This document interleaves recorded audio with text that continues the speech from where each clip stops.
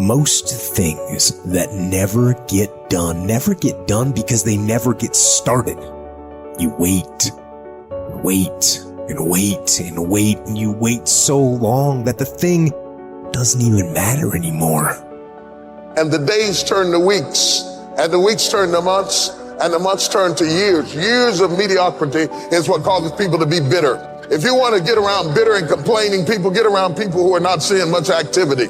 They're bitter, they're complaining, they're cynical, and they're jealous because nothing is happening, because nothing is going on in their life. And if you want to stop that from happening to you, wake up in the bed and know what you're going after. Get up out of the bed with an agenda. When you have an agenda, you don't spend time worried about how you feel, because it doesn't make any difference how you feel. You woke up with something to do. If you would like to discipline yourself, which is a very good idea, pick a direction you want to go first. Pick a goal you would like to attain, a long, medium to long-term goal. You might imagine something you need and want, some attainment that would motivate, whose pursuit would motivate you. And you can ask yourself that. It's a good question to ask yourself in general. If you could have what you needed and wanted, what would that be? And that's a meditative question. You don't want to force an answer out of yourself. You want to ask yourself that like you would ask someone else. If I could have what I wanted, what would that look like? And you can ask yourself that in a more differentiated way. If I could have the relationship that I needed and wanted, if I could have the friendships, if I could have the job or career, if I could have the educational pathway, if I could adopt civic responsibility, if I could engage in some creative enterprise. The next goal is to take your goal and to fragment it into micro goals until you find a micro goal that's small enough that it still presents some challenge that you will do. Stop waiting for something to move you and move yourself. Every day, move yourself. In the morning, move yourself. In the afternoon, move yourself. At night, move yourself. Be very intentional and very deliberate about moving yourself.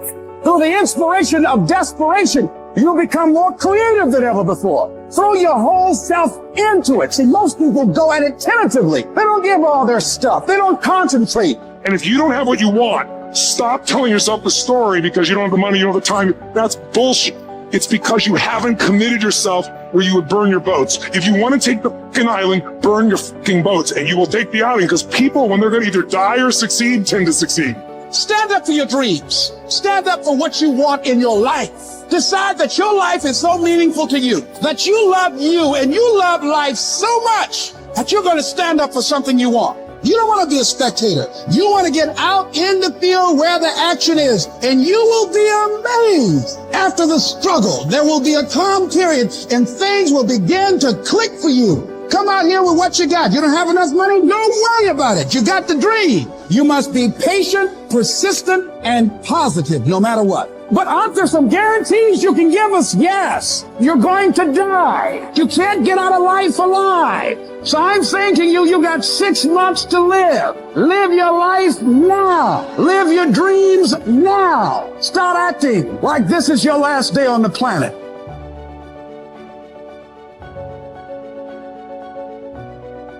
Have you ever heard the expression, I don't know where it all goes?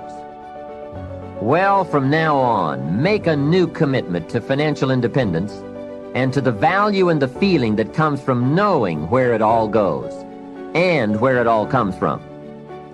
It is just one of those important disciplines that cause you to prove to yourself that you are on a new road, walking in a new direction, becoming a new person, and arriving at a new destination. Without that effort, you will keep falling back. Hey, I found out you can make $5,000 a month and still go broke. You say, how could you go broke making $5,000 a month? It's easy. Spend $6,000. And when you make $5,000, spending $6,000 is not that difficult. Someone once said, if your outgo exceeds your income, your upkeep becomes your downfall. So, be the master over whatever you have and whatever you are. That's where the seeds of greatness are sown. Great wealth, great health, great results, great influence, and great lifestyle. Take interest and even delight in doing all the small things well. It makes you a sophisticated person who knows where the beginnings of wealth and happiness are. There's a Bible phrase that we could quote here that would be appropriate.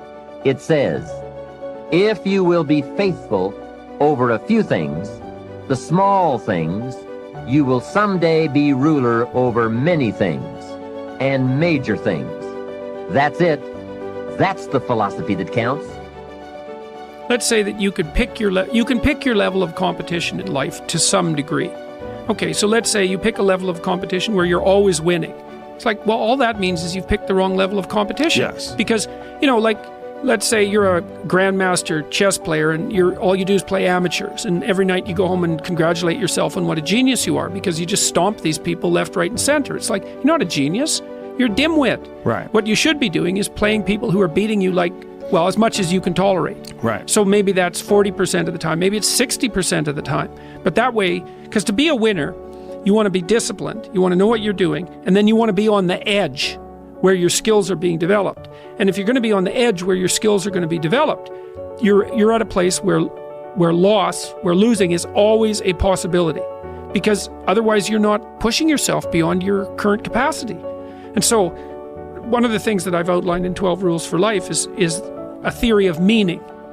Because meaning, as far as I'm concerned, the sense of meaningful engagement is the antidote to malevolence and suffering, essentially. Because you want to have a life that's so engaging that you think, despite the fact that I'm limited and that we're mortal and that life is tragedy and there's evil in the world, despite all that, this is worth doing. And I think that there's a technical meaning that genuinely exists, and that's the meaning that you get when you're in a domain where you have some discipline and some skill. So you're laying out your competence and your ability, but you're simultaneously pushing yourself to develop past where you are.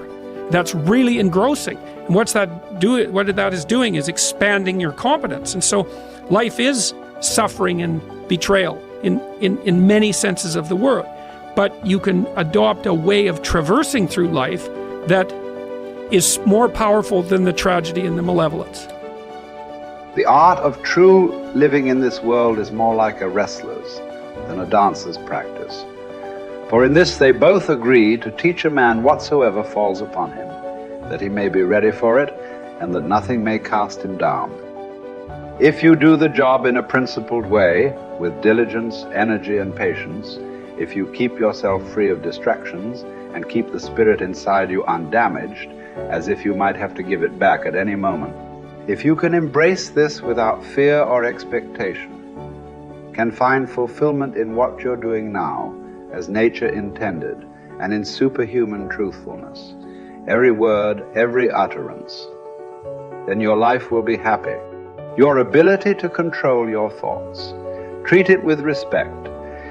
It's all that protects your mind from false perceptions, false to your nature and that of all rational beings.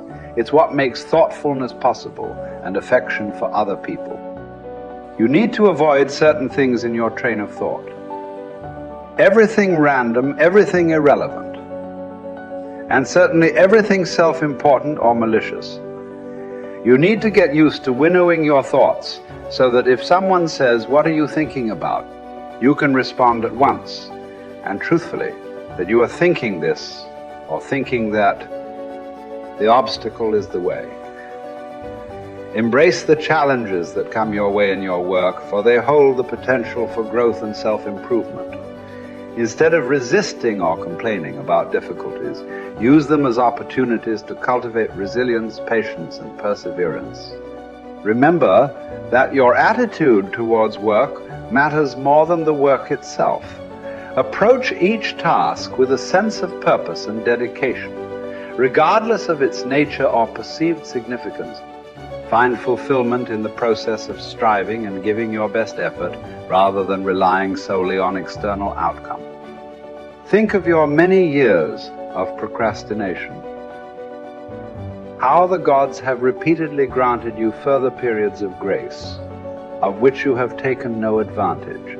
It is time now to realize the nature of the universe to which you belong, and of that controlling power whose offspring you are, and to understand that your time has a limit set to it. Use it then to advance your enlightenment, or it will be gone, and never in your power again.